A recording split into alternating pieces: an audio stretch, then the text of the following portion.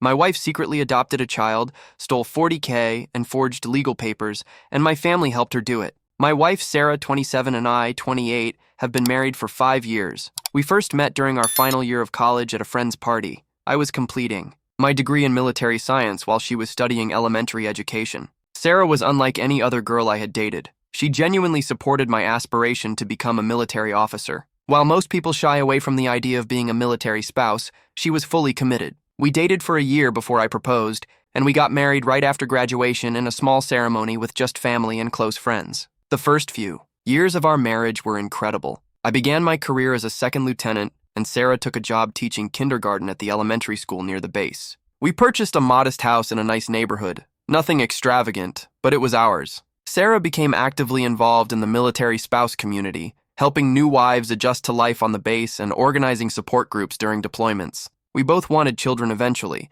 and had mapped out a plan. I would complete my first 2 deployments, get promoted to captain, and then we would start trying for kids. Sarah seemed completely on board with this timeline, and often discussed how it was wise to wait until we were financially stable first. We even opened a special savings account for future child-related expenses. Then I received orders for a 9-month deployment last year. Sarah struggled with it, but tried to stay positive. She immersed herself in home improvement projects and began volunteering at a daycare center near her school, saying it helped pass the time while I was away. We video called each other whenever my schedule allowed, usually every few days unless operations were underway. Looking back, I should have noticed something was off about 4 months into the deployment. Sarah started acting strangely during our calls. She would always be in the kitchen or our bedroom and never showed me the rest of the house. She often talked about how quiet and empty it felt and kept mentioning a little girl at the daycare who had lost her mother, lamenting how the system was failing these kids. I tried to be supportive, thinking she was just having a tough time with the deployment, and reminded her that we would start our family soon enough. She sometimes gave me an odd look and would say things like she couldn't wait to show me all the changes she had made. I assumed she meant home decorations or maybe that new garden she always wanted to start. The real shock came when I returned home last month. After traveling for 20 hours, all I wanted was to shower and sleep in my own bed. But when I walked through the door, everything looked completely different. Baby gates everywhere, toys scattered across the floor, those plastic covers on electrical outlets. Before I could process what was happening, this little girl, no more than 2, came running out calling Sarah Mama. Sarah just stood there with an odd smile, as if this was some normal surprise. "Meet Emma, our daughter," she said casually, like she was introducing me to a new pet rather than revealing a life-altering decision made without my knowledge. There was no, "Hey honey, welcome home," or "I'm sorry for making such a significant choice without you," just boom, here's our kid. At first, I couldn't even respond. Sarah quickly started explaining how she met Emma at the daycare where she volunteered, and that Emma had been one of her students. She told me that Emma's birth mother was a teenager who couldn't care for her and kept insisting it was meant to be, that she knew from the moment she saw Emma that they were destined to be family. When I finally found my voice, Sarah became defensive. She claimed she'd tried many times during our calls to tell me, but couldn't find the right words. She insisted that she was doing what was best for our family, and that I'd understand once I spent time with Emma. The little girl stood there watching us with wide eyes, clutching a stuffed animal. Then came the real gut punch. My entire family knew about this. My parents, my sister, everyone had been helping Sarah with the adoption process. They had been visiting Emma, buying clothes and toys for her, even babysitting when Sarah had school commitments. My own parents kept this huge secret from me because Sarah convinced them it would be an incredible homecoming surprise. I couldn't handle it all at once. I grabbed my still-packed deployment bag and walked out. Sarah followed me to the car, crying about how I was abandoning our family and how Emma needed her father. She started saying how she'd done all the hard work of building our family while I was away, and that I was ruining everything by not being grateful. I've been staying at my friend Mike's place for the past few days, while Sarah has bombarded my phone with hundreds of messages, first apologizing, then getting angry, then guilt-tripping me about Emma. My parents have also been calling me, insisting that I need to come home and work things out with Sarah. They think I'm being unreasonable and that I should be thankful Sarah took the initiative to start our family. My sister sent this lengthy message about how wonderful Sarah has been with Emma, how the child is thriving with her. She stated that I should be proud to have such a caring and proactive wife. Proactive? She made a lifelong commitment without consulting me, involved my entire family in the deception, and everyone is acting as if I'm the one at fault for not being thrilled about it. I can't wrap my head around any of this. The Sarah I married would never have done something so insane. We made all our significant decisions together, the house, my career moves, everything. Now, suddenly, she's adopting children behind my back and turning my family against me. And what about Emma? The poor kid is probably confused as hell about why her new mom is crying all the time, and this strange man won't come home. Mike suggests I speak with a lawyer and explore my options. But what options are there, really? Either I accept this enormous betrayal and try to be a father to a child I never agreed to adopt, or I'm the villain who abandoned his family. Sarah has convinced everyone that she performed an amazing act by giving a home to a child in need. Nobody seems to care that she completely violated my trust and altered our lives without my consent. Tomorrow, I have to report back to base and explain to my commanding officer why I'm not residing at my registered address. The whole thing's a mess, and I have no idea how to fix it. I guess that's why I'm writing this at 3 a.m. on Reddit. I could really use some outside perspective on the situation. Update 1. These past weeks have been absolute hell. After crashing at Mike's place for a few days, I finally contacted a military family lawyer to understand my options. What he told me made me sick to my stomach. It turns out that Sarah didn't just adopt Emma without my consent. She actually forged my signature on multiple legal documents. The lawyer said this wasn't just a relationship issue anymore. It was straight-up fraud that could affect her teaching license and potentially lead to criminal charges. I arranged a meeting with Sarah at a local coffee shop to confront her about the forged signatures. Big mistake. The moment I mentioned the fraud, she burst into tears, causing a scene in front of everyone. Between sobs, she started explaining how the adoption agency required signatures from both parents, and she was terrified they'd give Emma to someone else if she waited for my deployment to end. She said she knew in her heart I'd be an amazing father and that Emma needed us specifically. Then she dropped another bombshell that made everything even worse. Emma wasn't just some random kid at the daycare. She was actually the sister of one of Sarah's kindergarten students. The birth mother, Katie, was a 16-year-old girl who got pregnant while in foster care herself. Sarah had gotten close to Katie by tutoring her after school and offering to help with Emma when Katie struggled to balance school and caring for a baby. My parents showed up unannounced at Mike's place last weekend. Dad looked uncomfortable, but Mom was crying about how they needed to explain their side. It turns out they'd done more than just keep Sarah's secret. They'd actually helped her with the adoption process. Mom admitted they'd loaned Sarah $15,000 for the agency fees, thinking they were helping their daughter-in-law build our family while I was serving overseas. They said Sarah had seemed so depressed and lost during my deployment, constantly talking about how empty the house felt. When she met Emma, it was like she came back to life. I called the adoption agency myself, wanting to hear their side of the story. The caseworker who handled Emma's adoption was shocked to learn I hadn't consented. Sarah had told them I was a civilian contractor who couldn't be present for the paperwork due to an overseas assignment. She'd created this whole detailed story about how we'd been trying to adopt for years. The caseworker forwarded me copies of all the paperwork. Seeing my forged signature on official documents made my blood boil. The financial damage was even worse than I'd imagined. Sarah had completely emptied our joint savings account. All $40,000 we'd saved for our future was gone. She'd also maxed out 2 credit cards in my name that I didn't even know existed. When I confronted her about the money, she acted like I was being petty, said a family was worth any price and that she'd pay me back once I calmed down and accepted our new reality. My sister finally cracked and told me her part in all this.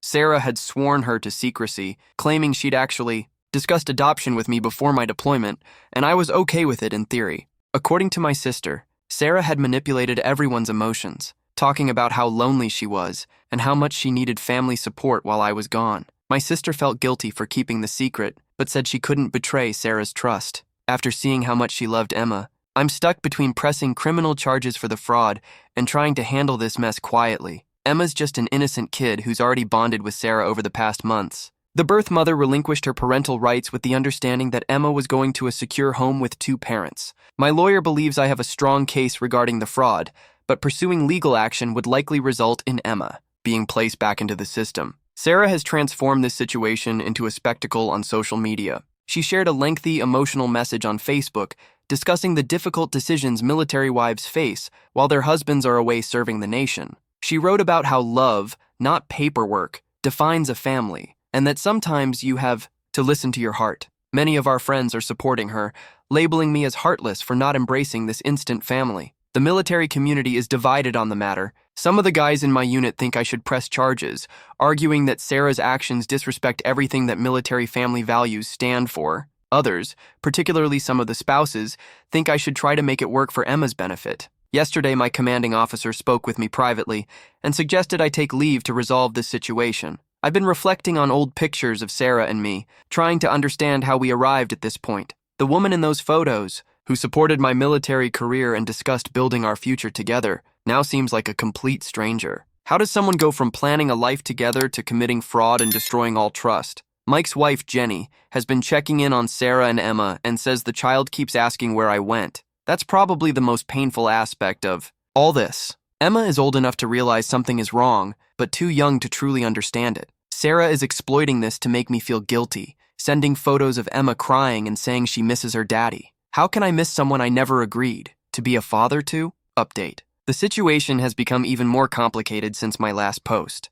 I finally met with Katie, the 16-year-old birth mother, at her aunt's residence, and the meeting was devastating. Katie broke down in tears upon learning about the fraudulent adoption. She revealed that Sarah had manipulated the entire situation from the beginning. Apparently, Sarah had noticed Katie struggling during her senior year, staying late after school to care for Emma while trying to complete her assignments. Sarah began offering assistance, initially with tutoring and then with babysitting. Soon she was bringing gifts, clothes, and even groceries to their home. Katie stated that Sarah would spend hours talking about the challenges of being so young and trying to raise a child while still in school. The real manipulation began when Katie mentioned her aunt wanted to adopt Emma. Sarah swayed Katie by saying a teacher with a military officer husband could provide Emma with a better life. She showed Katie pictures of our home, described the excellent school district, and even fabricated stories about all the family activities we enjoy together. Katie was completely unaware that I had no knowledge of the adoption. Sarah is now facing the consequences at her job.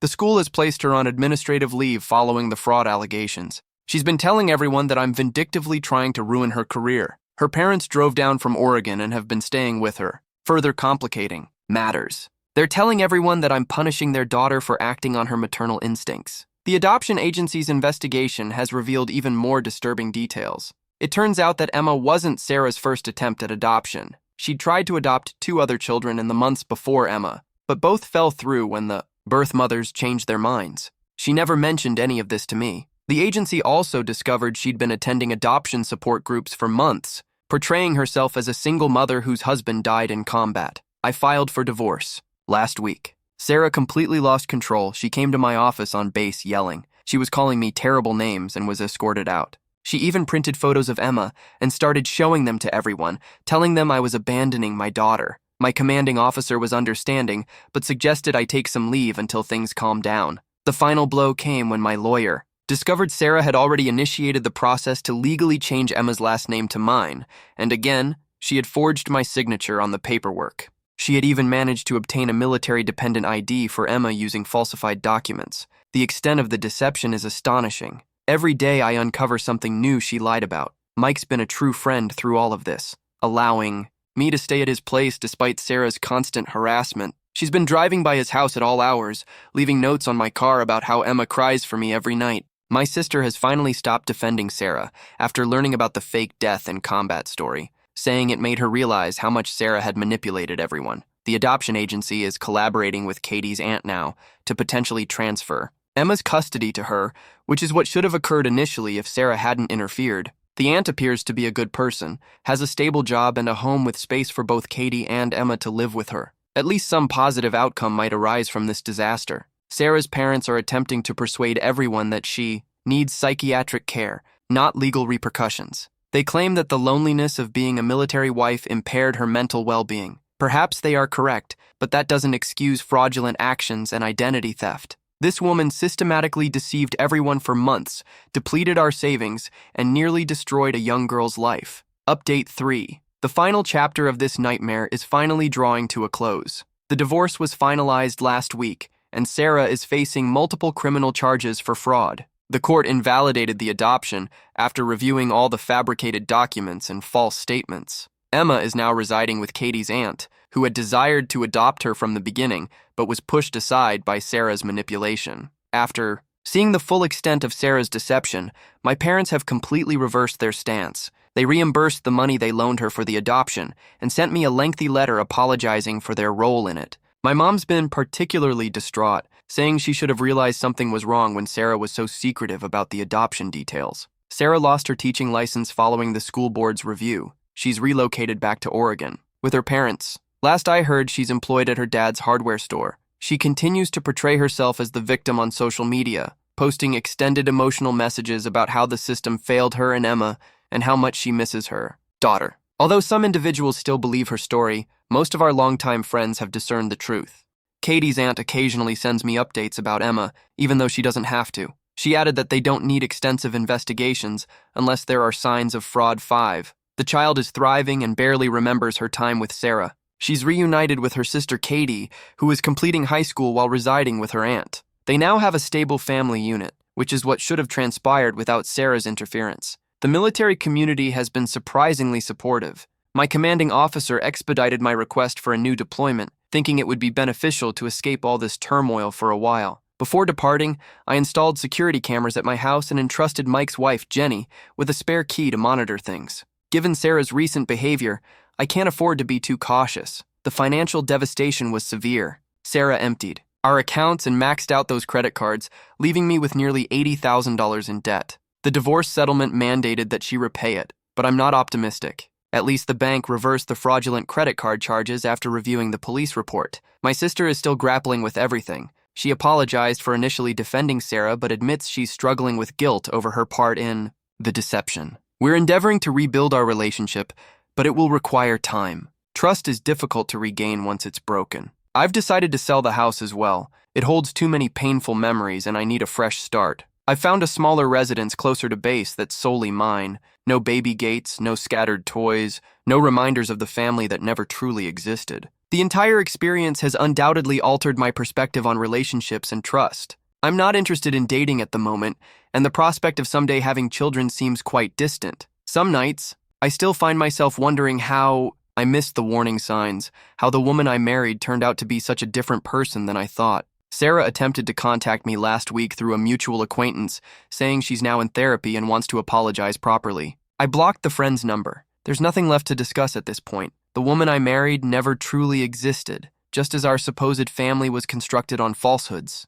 Life continues, though. I'm concentrating on my career, spending time with friends who remained supportive and replenishing my savings. Some days are more challenging than others, but at least I know I made the correct decision by not succumbing to Sarah's manipulation. I suppose sometimes the only way to move forward is to leave the past behind entirely.